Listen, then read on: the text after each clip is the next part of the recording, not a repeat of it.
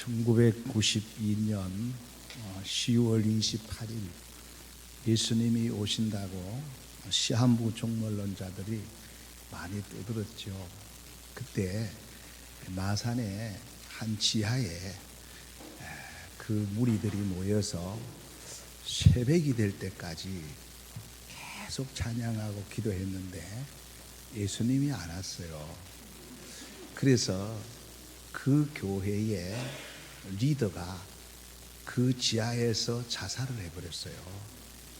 자살을 해버리니까 거기 있는 사람들이 다 뿔뿔이 흩어져 버렸죠. 근데 이제 그곳은 유령의 집이 되어버렸습니다. 건물 지하도 아무도 나가지 않아요. 37평인데 그때에 93년도에 그 폐허가 된 자살하고 도망가 버린 그곳에 제가 개척을 시작했습니다. 이제 우리 아내하고 우리 아이들하고 그들이 버리고 간 모든 것을 그대로 주워서 그 하나도 버리지 않고 그대로 주워서 시작을 했어요. 근데 하고 나니까 동네 아이들이 지나가면서 지하니까 돌을 던져요. 뭐 이상한 소리하고 돌을 던지고 또 같은 교단인데도 옆에 목사님들이 저 이단이다 그래요. 제 보고. 그런 가운데 93년도 한 말쯤 돼서 서울 여의도 순복음교회 조영기 목사님이 개척교회 목회자 세미나를 한다고 해서 제가 신청을 했어요. 하나님 은혜 가운데 제가 당선이 됐습니다. 그래서 이제 여의도 순복음교회로 가보니까 가보셨지만 엄청나더라고요. 그리고 뭐 구석구석에 사람들이 기도하는데 제가 그 가색하면서 어떤 생각을 했느냐 하면 이제 개척교회 목사님들을 불러놓고 세미나를 하니까 무언가 막 큰 한 보따리를 줄 걸로 기대를 했습니다. 당연히 그렇지요. 네. 근데 첫날에 예배를 드리는데 이제 경건을 하는데 첫날에 헌금 봉투를 돌려요. 제가 깜짝 놀랐습니다. 이 세계에서 가장 큰 교회, 이 개척교회에 숨도 겨우 쉬는 목회자들을 불러놓고 헌금 주머니를 돌려 시험 들 뻔했어요. 그러나 첫날이니까 그럴 수 있겠다. 아마 마지막 날 갈 때는 아마 하얀 봉투를 하나 줄 거고 무언가 줄 거라는 기대를 가지고 그날 조 목사님 그 세미나의 은혜를 참 많이 받았어요. 3일 동안 하는데 그 이튿날 또 헌금 주머니를 돌리는 거예요. 이건 아니다. 이게 순복음 이단이라 그러더니 아마 이게 문제가 있는가 보다. 그날 또 그래 그만 보따리 사서 내려오려고 하다가 내일 하루만 더 참으면 틀림없이 뭘 줄 거다. 한 보따리 줄 거다 기대하고 마지막 날까지 참았어요. 마지막 날 또 헌금 주머니 돌리는 거예요. 그 다음에 광고하기를 조 목사님의 책을 구입하라는 거예요. 얼마나 제가 시험 들었겠어요. 그래도 마지막 폐회 예배를 마치고 가면 무언가 하얀 봉투를 기대했는데 결국은 하나도 안 주더라고요. 그래서 제가 고속버스를 타고 오면서 굉장히 시험에 들었어요. 근데 시험에 들어있는데 그 세미나 중에 목사님이 하시는 말씀들이 다시 생각이 나요. 이 베드로가 뭐 닭이 울고 나니까 말씀이 생각이 나서 울었다 그러는데 그 목사님의 말씀을 제가 새롭게 이렇게 좀 각색해서 말씀드린다면 이런 말이에요. 여러분 개척교회 목회자들이죠. 평생 개척교회 하실 겁니까? 그 다음 말씀이 중요한 말씀을 기억이 나요. 평생 얻어먹고 살래? 제가 이 고속버스를 타고 내려오면서 크게 깨달았어요. 역시 조 목사입니다. 뭐 다른 사람은 2단 3단 그러는데 이분이 주시는 메시지가 그 개척교회 밥도 겨우 먹는 이 교육자들에게 이 메시지를 던졌다는 것이 저는 큰 충격을 받았어요. 그때 제가 우리 교회에 와서 꿈을 꾼 게 뭐냐 하면은 로마도 보아야 하리라.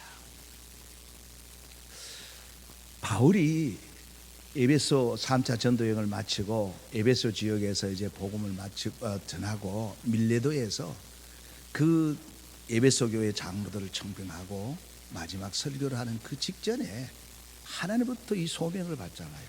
로마도 보아야 하리라. 그래서 그때부터 사실 월세 낼 형편도 안 됐어요. 그때부터 선교를 시작하기 시작했습니다. 5만 원으로 시작했어요. 근데 지금은 매년 해외 선교비로 1억 이상 나갑니다. 국내 1억 이상 나갑니다. 지금 우리 교회 큰 사이즈가 아니에요. 약 2억 정도가 지금 나갑니다. 근데 제가 원래 출신이 회계학과 출신이에요. 단 1원도 함부로 쓰지 않습니다. 누군가 이렇게 손을 벌리면 목사가 결제하면 될 것처럼 보이지만 철저한 관리와 감독을 해서 하고 있는 거예요. 왜 제가 이런 말씀을 드리냐 하면 주는 자는 없어도 풍족하고 받는 자는 늘 받아도 모자랍니다. 그래서 바울이 그랬잖아요. 주는 자가 받는 자보다 더 복이 있다고. 하나님은 인생이 아니에요. 사람이 아니에요. 정말 죽을 각오로 한다면 하나님 정말 도와주십니다. 정말 하나님 역사하시는가? 정말 역사합니다. 그래서 저희 교회가 개척하고 이제 10년 정도가 됐나요? 한 9년, 한 8년 정도 됐을 때에 우리 교회에 와보신 분들은 알지만 마산에서 가장 중요한 요지에 그때 조그만 땅을 샀어요. 250평을 구입할 수 있었어요. 그때 2003년도입니다. 2003년도에 땅을 사고 우리는 이제 교회를 세워야 되는데 제가 그랬어요. 장로님들에게 예전에 우리 선배들 보니까 자기 집을 짓기 전에 먼저 교회를 세웠더라. 솔로몬도 보니까 자기 궁궐을 짓기 전에 먼저 성전을 지었더라. 그러면 우리 지금 아무것도 없지만 해외 교회부터 먼저 세우고 우리 교회 세우자. 장로님들이 굉장히 걱정을 하셨지만 그렇게 하자고 해서 우리 교회 땅만 사놓고 이제 캄보디아 깜뽕돔이라는 지역에 가서 교회를 설립했습니다. 그 교회가 깜뽕돔이라는 한 도, 우리로만 하면 도인데 최초의 교회입니다. 그때 약 3만 불 정도 들어서 지었으니까 적지 않는 돈을 지었죠. 그때 우리 교회는 마이너스였습니다. 없었어요. 근데 그 교회를 먼저 세웠어요. 세우고 그 다음에 우리 교회에 건축을 했습니다. 건축을 하고 하나님께서 정말 하나님 역사하셔서 지금 우리 교회 건물은 이 교회보다도 못할 거예요. 땅은 약 1000평이 넘었습니다. 엄청나게 비싼 땅입니다. 네, 근리에 그게 우리가 한 80평 정도 살 때는 평당 약 1000만 원을 더 주고 샀습니다. 네. 그래서 이제 2006년도에 신학교 얘기하려고 하는 거예요. 말씀을 우리 곽분배 목사님이 잘 전해주셨으니까 그 우리가 세운 삼보성은교회가 이 교회가 급속도로 성장을 해서 약 20개 교회로 성장을 했어요. 그때에 제가 가보니까 그 앞에 제가 가서 세례식을 베풀고 한 20명 세례식을 베풀었어요. 그때 가보니까 한 교회가 20개 교회로 번식이 된 거예요. 물론 건물이 있는 교회는 아니에요. 가정집에서 나무 밑에서. 근데 보니까 몇 년 전에 제가 세례 줬던 그 아이들이, 청년들이 다 목회하는 거예요. 그래서 그때 다시 로마에서도 복음을 증거하리라 하는 이 말씀이 제게 강하게 와서, 그렇다면 캄보디아의 신학교를 세우자. 이들이 지금 그저 세례만 겨우 받은 애들이 목회를 하고 있는 거예요. 그래서 신학교를 세워야 되겠다는 강한 이 마음에 울림이 왔습니다. 그래서 신학교를 세워야 되겠다고 하는데, 신학교를 세운다는 게 그리 간단한 게 아닙니다. 차일피일하다가 2011년도에 우리 앙코르 대학교에 당시 부총장이 우리 한국 사람이에요. 그래서 그분과 이렇게 조인이 돼서 한국어과에 복음을 전하게 됐어요. 그 한국어과에 복음을 전해서 그들에게 제가 2011년도 1월 10일입니다. 1월 10일 거기에 가서 이제 세례식을 베풀었어요. 세례식을 베푸는데 그때 36명을 세례식을 줬어요. 근데 세례식을 베푸는데 제가 수십 년 목회했지만 그때만큼 감동적인 경우는 없었어요. 정말 오순절 마가의 다락방에 성령이 임하듯이 하늘 문이 열리면서 그 아이들이 방문이 터지고 환상을 보고, 그래서 경찰이 뛰어오고 그랬습니다. 이런 가운데 거기에 있는 상당수 아이들이 어떤 말을 하느냐 하면은, 우리도 평생 주를 위해서 헌신하겠다.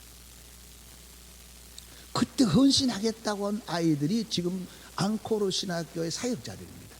지금 그 아이들이에요. 근데 그 앙코르 시엔립에 신학교가 없어요. 물론 소규모로 하는 데는 있지만 신학교가 없어요. 그래서 그때 또한 제가 어떤 생각을 했느냐 하면, 신학교를 세우자. 신학교를 세우자 해서 신학교를 세우게 되는데, 2013년도에 우리 마산에, 우리 창원에 5명의 목사님이 하나가 돼서 이제 앙코르 신학대학교를 설립하게 됩니다. 그때는 학교 건물이 없어요. 조그만 이제 교회를 빌려서 거기에서 시작을 했습니다. 그러다가 여러 가지 많은 일들이 있었어요. 큰 사건 사고들이 엄청나게 많았습니다. 그러다가 2014년도에 하나님께서 예비해 주신 이제 두 번째 파송 선교사로 우리 김영환 목사님이 파송을 받은 거예요.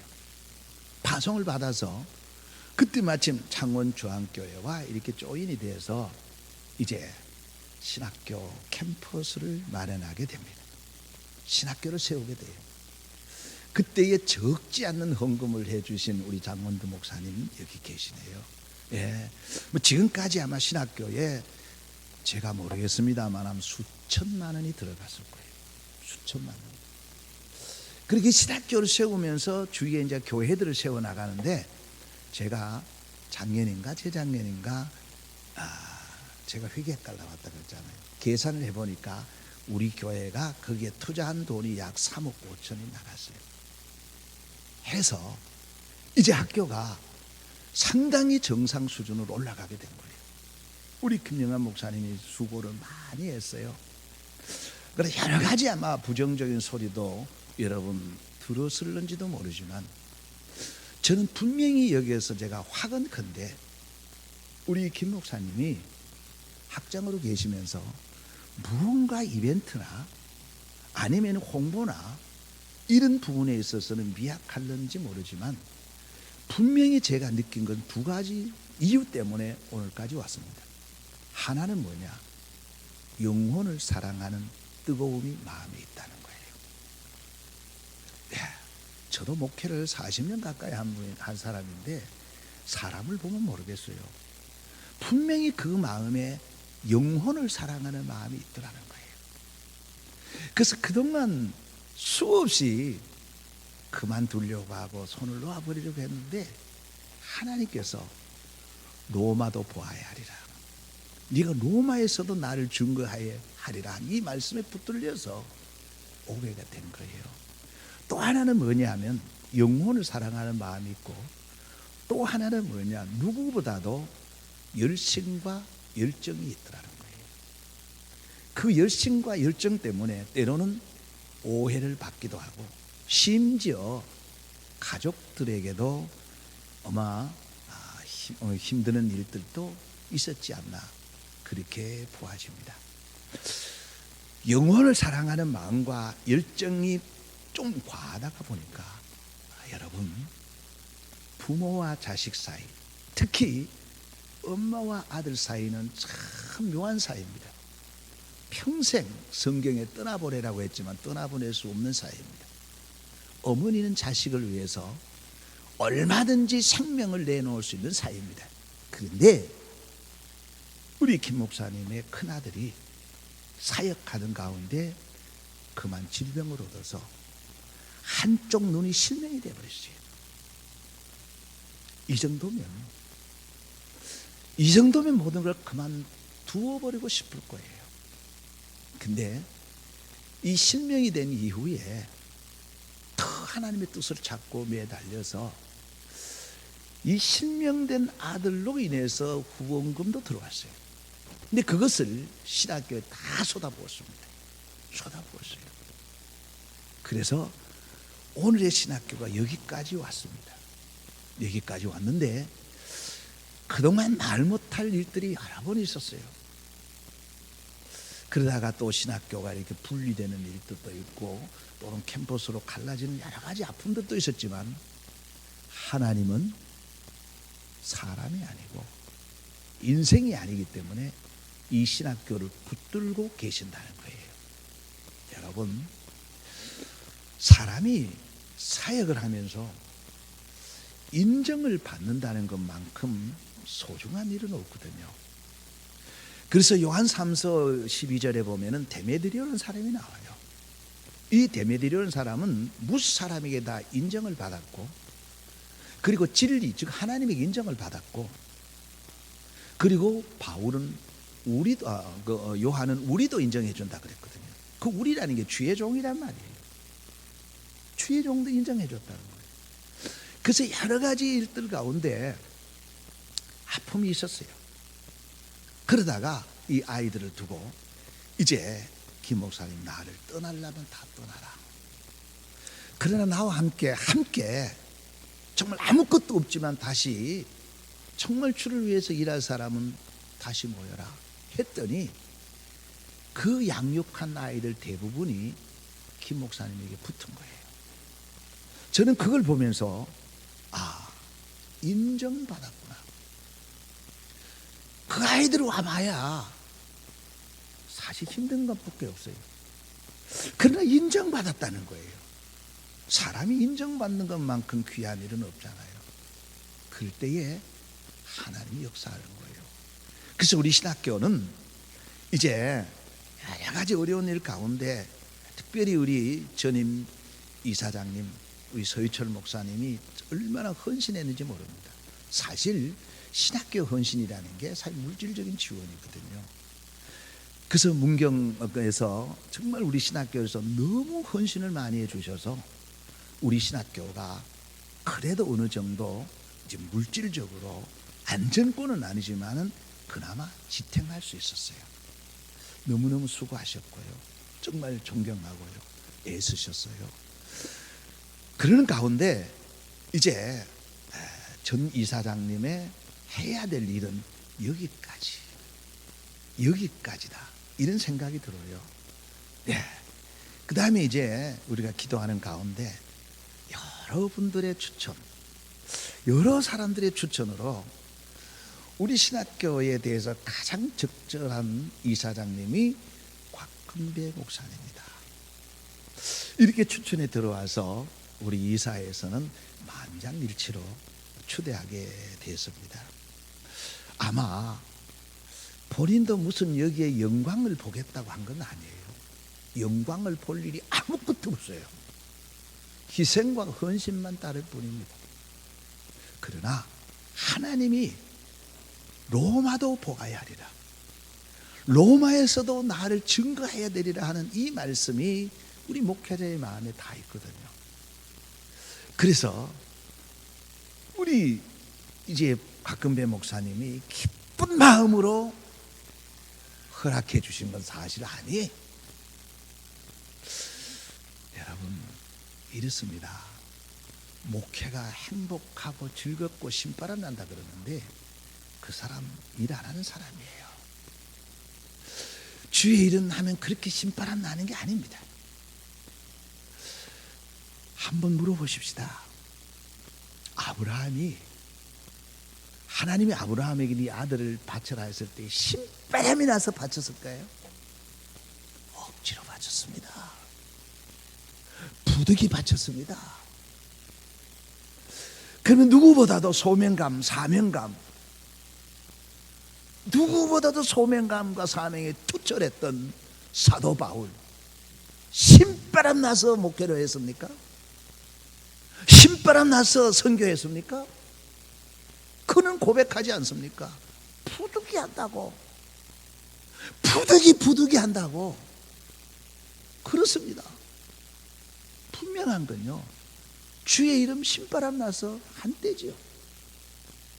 여러분, 장로님들 신바람 나서 하나요? 억지로 하는 거예요. 마산에 제가 잘 아는 장로님이 한번 저한테 와서 가선을 해요. 목사님이 하는 일이지만 내가 이 짓을 언제까지 해야 되느냐, 이 짓이라 그래요. 무슨 말이에요?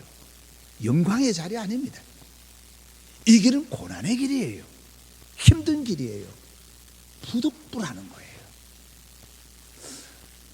우리 광 목사님이 무슨 영광을 보겠다고 했겠어요?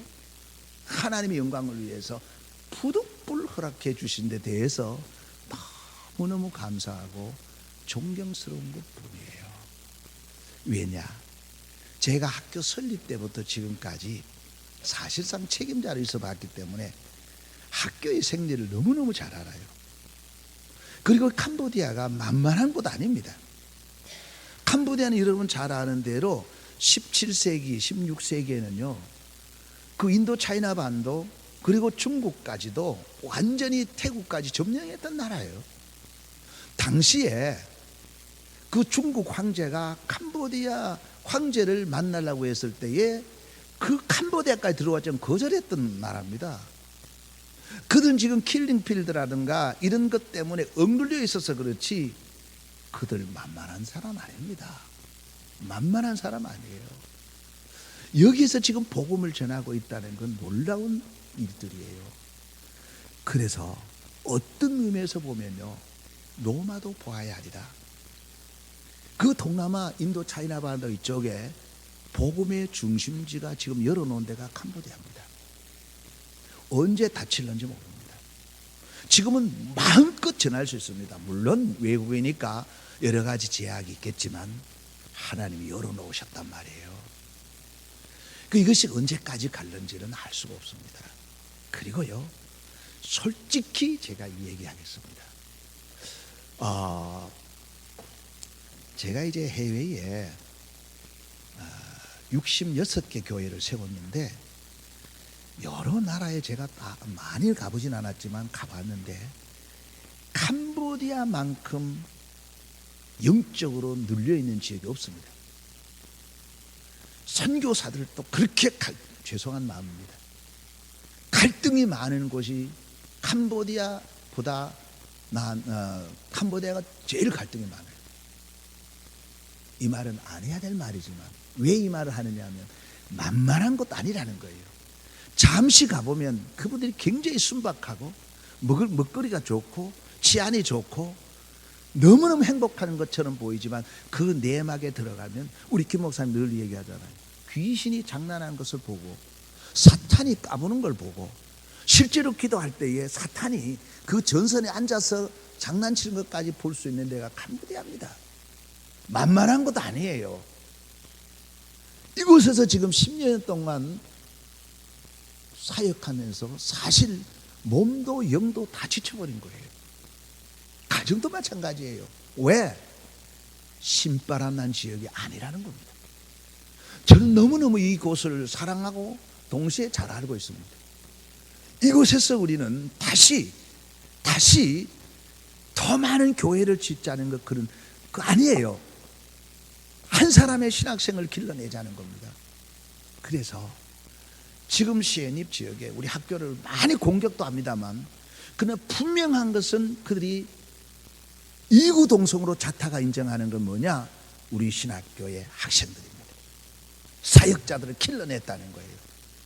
그래서 서로가 우리 신학생들을 데리고 가려고 그러잖아요. 빼가려고 그러잖아요. 네. 근데 여기서 훈련받았던 자들이 갇혀 좋은 조건 속에서 한번 보세요. 사람이 돈 앞에 약해지거든요. 네. 우리 신학교에서 주는 사역비에 갑절로 받을 수 있고, 차도 주고 집도 주고 모든 조건 속에 우리 사역자를 데리고 갔어요. 근데 거기서 사역하다가 다시 돌아왔습니다. 왜? 영적으로 갈급하다는 거예요. 우리 김목사님이 늘 얘기하지만 우리는 복음주의다. 이벤트나 어떤 보이는 것, 이것 하는 게 아니다. 철저하게 하나님만 바라보자. 이것이 우리 신학교가 해야 될 일이에요. 그래서 우리 신학교의 교훈이 뭐냐? 지성과 영성과 지성과 그리고 인성이에요. 이 세 가지를 우리는 가르치고 있는 겁니다. 단지 지식만 가르치는 게 아니라 영성 훈련을 하는 겁니다. 매일 저녁, 지금은 안식년에 와 있습니다만 매일 저녁 제자 훈련을 하고요. 그리고 인성, 그들에게는 엄청난 상처가 많습니다. 이 인성을 보듬어주고 있는 거예요. 이 일을 위해서 이제 구미 하나님은 교회가 중심에 서게 되고, 또 우리 광 목사님이 중심에 서게 되었다는 것, 저로서는 천군 만마를 얻은 기분입니다. 이제 저도 여러분들 보시기에 젊게 보는 사람은 아무도 없을 거예요. 제가 이제 은퇴가 얼마 안 남았어요. 곧 이제 은퇴해야 됩니다. 그래서 은퇴하기 전에 빨리 누군가를 이 신학교의 책임자로 총장으로 세워놓고 이제 은퇴를 해야 되는데, 여러분들이 기도해 주시기를 바랍니다. 그래서 함께 우리를 로마도 보아야 하리라 꿈을 꾸고, 또 함께 로마에서도 주를 증거하는 이 동역자로 하나님 앞에, 또 우리 양심 앞에, 사람 앞에 부끄럽지 않는 모습 되시기를 바라고, 우리 특별히 하나님은 교회가 이 일에 쓰임받는 선한 도구가 되게 해주시고, 그래서 이후에 정말 간증의 주인공이 되게 되시기를 주의 이름으로 축복합니다. 하나님,